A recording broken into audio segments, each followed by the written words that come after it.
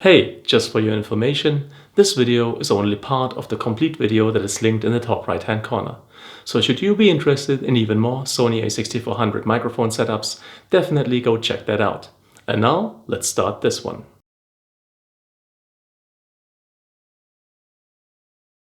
Now let's say you own a Rode Videomic ME, a standard go-to microphone for mobile devices because it has a 3.5mm 4-pole jack, so it is not intended for the use with cameras. Still, there is a way to hook it up to your A6400, and here's how to do it. Again, we're gonna use an L bracket for the A6400. Again, we're gonna use the screw-on cold shoe mount. Next up, a cable clamp like this that opens like that with adhesive tape on its back. Now the idea here is to slide the cable clamp into the cold shoe mount like that, so it opens like this, and make it a mount for the Rode Videomic ME. In this case, it's already a pretty tight fit, which is the way it should be. However, should you use a different cold shoe mount, and this isn't a tight fit from the get-go, you should apply a couple of layers of tape to the back of the cable clamp to make it a tight fit, because this really shouldn't be wiggly at all. Now take the back part of the Videomic ME off, and now place the end of the Rode Videomic ME into the cable clamp like this, so the jack points downwards. This is already a tighter fit than you would imagine, but here's how to make it secure. A tiny rubber band like this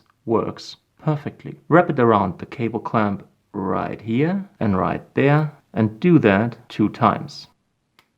So it looks like this. And now you have a super secure fit.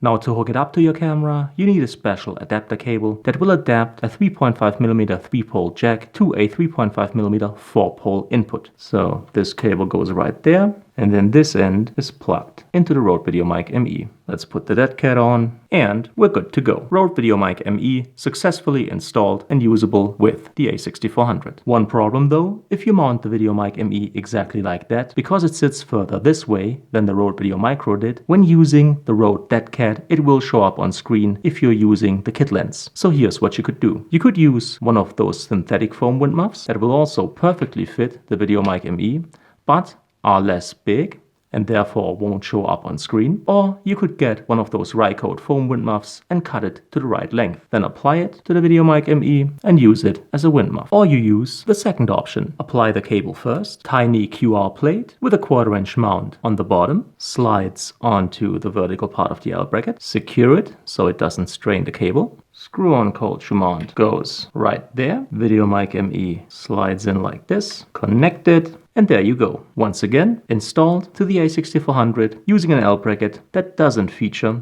a 1/4" mount right there. And now, since the Videomic ME sits further this way, using the original Rode dead cat is not a problem anymore using the kit lens. It won't show up on screen. Of course, the other option, the synthetic foam wind muff, is still viable, but it doesn't fit as perfectly as before because the little QR plate blocks it a little. The Rycote foam wind muff, of course, is no problem at all. Alright, you know the drill. Once again, this is a sample of the internal microphones of the A6400, spoken into from about selfie distance, using my regular volume voice. Again, internal camera pre-gains leveled to +25, in a somewhat windy situation.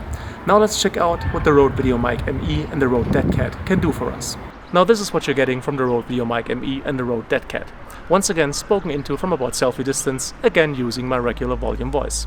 With this one I could level down the internal pre-gains of the microphone to 12, which means it gives you even cleaner sound than the Rode Videomicro, which is a little surprising because the build pretty much seems the same.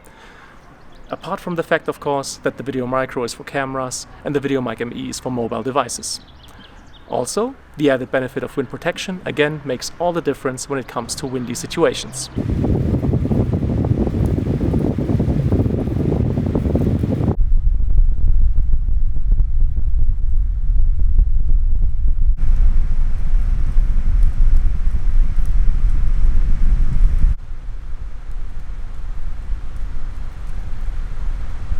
So that's it for this audio hack. Once again, this video was only part of the complete video that is linked in the top right hand corner. So should you be interested in even more awesome Sony A6400 audio hacks, definitely go check that out. If you liked this video, if you found it helpful, please make sure to leave a thumbs up, it's greatly appreciated. Any kind of comment or feedback is welcome and I'll try to answer as quickly as possible. All the tech that I've used in this video is linked in the description. As always, thank you so much for your time, thank you for watching and hopefully see you again soon.